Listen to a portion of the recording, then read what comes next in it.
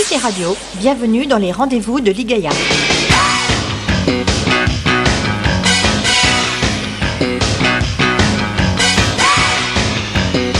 Et ça se passe en Touraine. Bienvenue dans les rendez-vous de Ligaya sur Cité Radio. Je suis aujourd'hui avec Éric Hilario et Sandrine Favre, tous les deux du cabinet Cursus Compétences.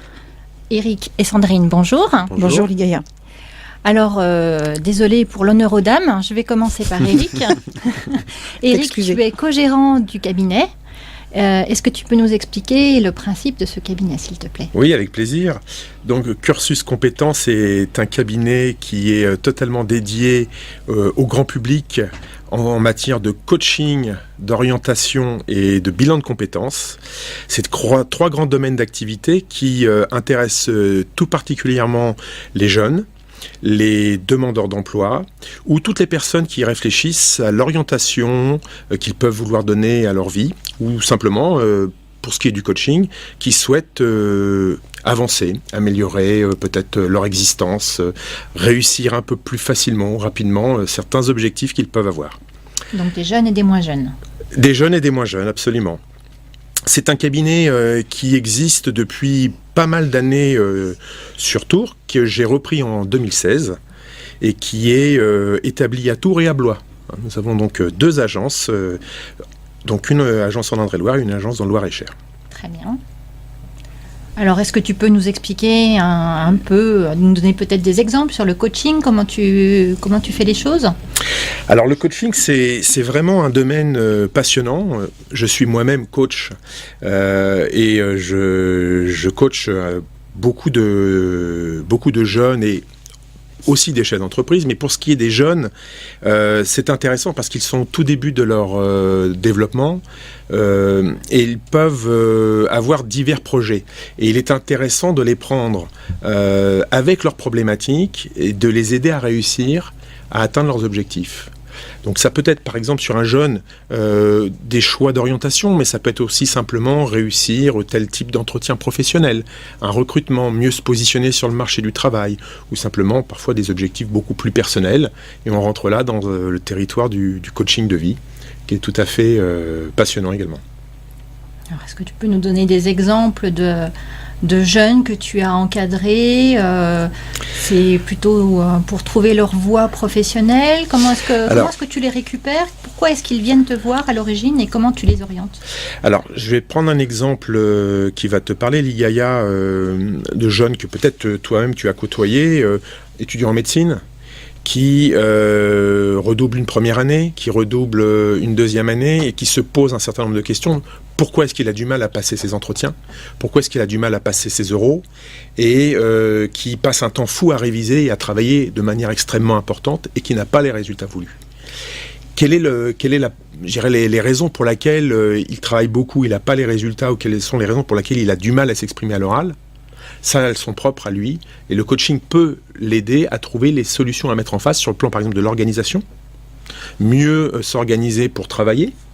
Et il n'y a pas une recette unique. Ça va dépendre de cette personne-là et de la façon dont elle vit. En même temps, ce jeune, par exemple, prenait un appartement, était sorti du foyer familial. Donc, face à la vie d'adulte, devant faire ses études en médecine et en même temps rentrer, se faire à manger, enfin la vie d'un jeune adulte, ça peut être compliqué et il peut avoir besoin de ressources et en même temps se préparer à l'oral et avoir plus de confiance en soi.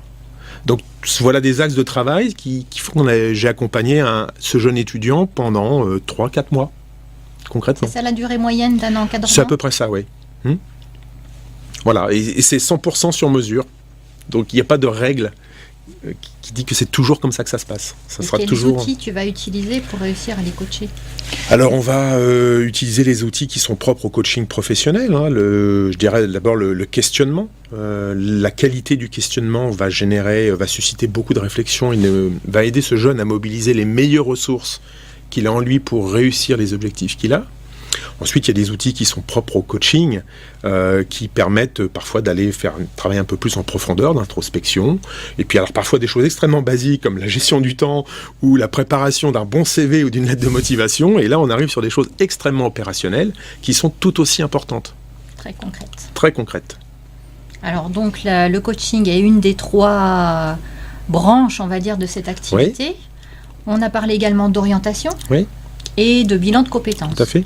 Alors, est-ce que vous pouvez nous donner un peu plus d'informations sur ces 2 autres branches ? Alors, je vais laisser Sandrine parler plus en détail de ces points-là. L'orientation, alors juste faire un point entre le coaching et l'orientation, il y a parfois des ponts. Oui. Puisque le coaching peut être au bénéfice d'une orientation, et puis il y a un certain nombre de choses qui sont propres à l'orientation. Et de même, il va y avoir encore un pont entre le bilan de compétences et l'orientation, parce que finalement, lorsque une personne fait un bilan de compétences, c'est parfois pour se réorienter. Donc en fait, ces 3 activités, coaching, orientation et bilan de compétences, au sein de Cursus Compétences, sont un trépied qui est extrêmement, je dirais, solide et complémentaire, pour pouvoir offrir aux jeunes, mais pas que, grand public, on va dire particulier, un ensemble de compétences qui lui permettent de tracer sa route. Et vous avez l'explication du nom Cursus Compétences. Voilà. Parfaitement. Alors Sandrine, quelques détails ? Oui, tout à fait. Donc, ce qui est intéressant sur la notion d'orientation scolaire et de bilan de compétences, c'est que pour là, on s'adresse en termes d'orientation scolaire, bien sûr, à des jeunes lycéens, des jeunes étudiants. Et puis, sur le bilan de compétences, des personnes un peu plus mûres, qui sont souvent des salariés ou qui sont des demandeurs d'emploi, qui recherchent effectivement une nouvelle orientation professionnelle, un nouveau projet, souvent un nouveau projet de vie général dans lequel s'inscrit un nouveau projet professionnel, un nouveau métier, une nouvelle fonction. Donc de fait, nous avons ces 2 types de personnes qui viennent effectivement rechercher un accompagnement personnalisé, précis, pour aboutir à une solution concrète et puis surtout des résultats réalistes, très concrets et en lien avec le marché de l'emploi. Ça, c'est important.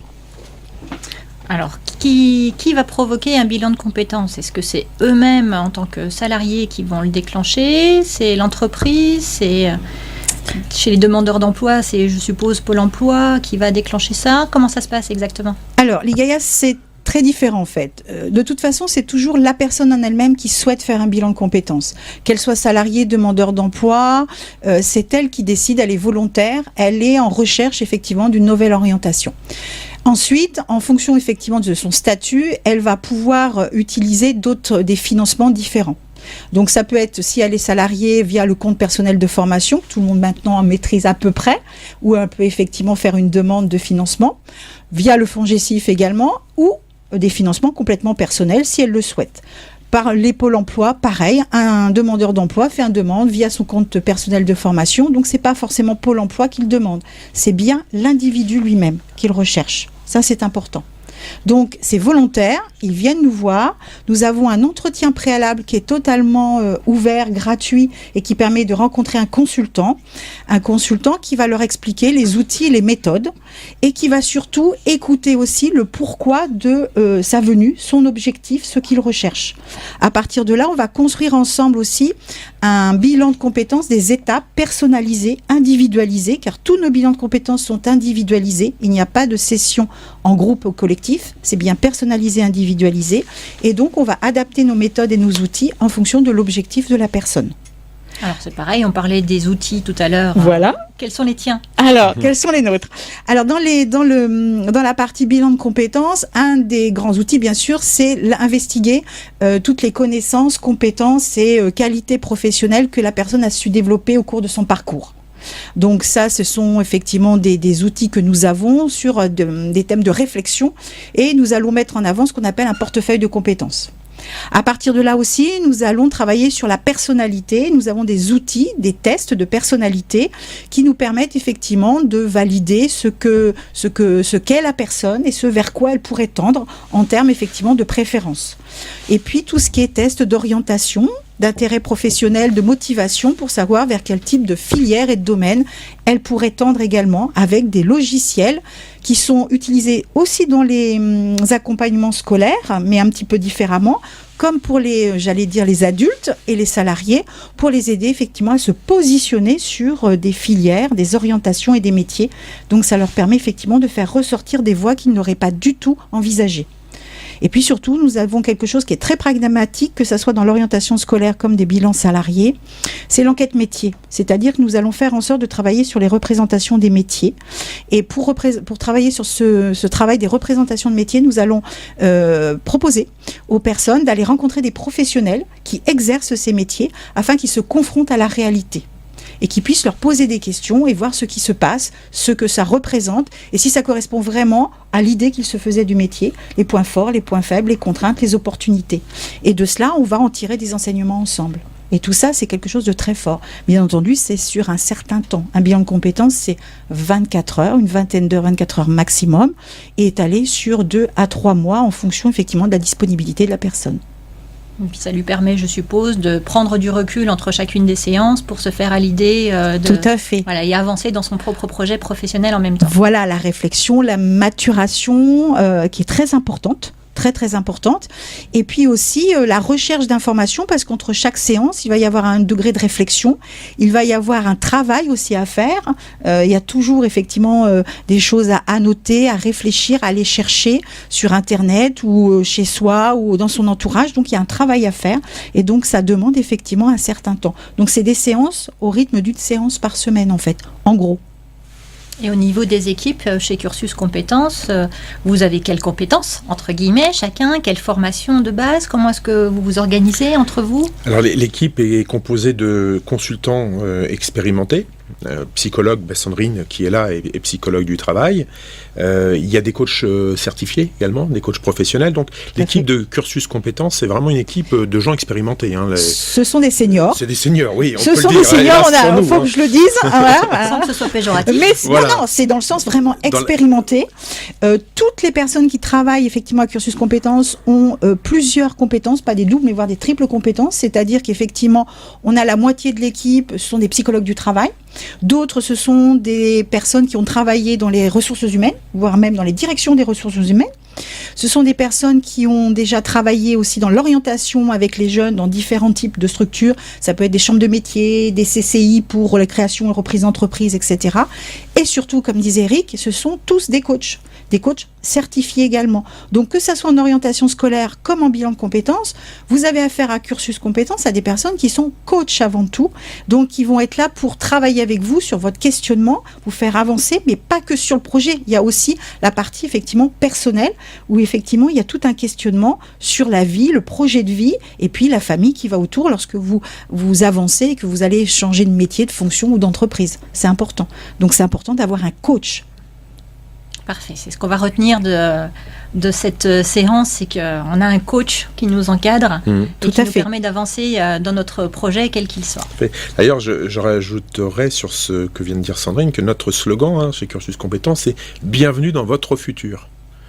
Et on l'accompagne. Ça veut tout dire. Oui. On accueille ça avec bienveillance et envie, et en même temps, on se prépare à l'avenir, qui doit être meilleur. Bien, donc vous accompagnez les gens vers un plus bel avenir. Vers un plus bel avenir, exactement. Quel beau projet. Eh oui. Pour plus d'informations, on va sur www.cursus-compétences au pluriel.fr. Oui. Et puis sur le site de Cité Radio, où nous retrouverons toutes ces coordonnées. Super. Tout à fait. Eh bien, Sandrine et Eric, merci de votre venue. Merci, et Ligaya. À très bientôt en Touraine. Merci, Ligaya. Au revoir. Au revoir. Cité Radio, bienvenue dans les rendez-vous de Ligaya.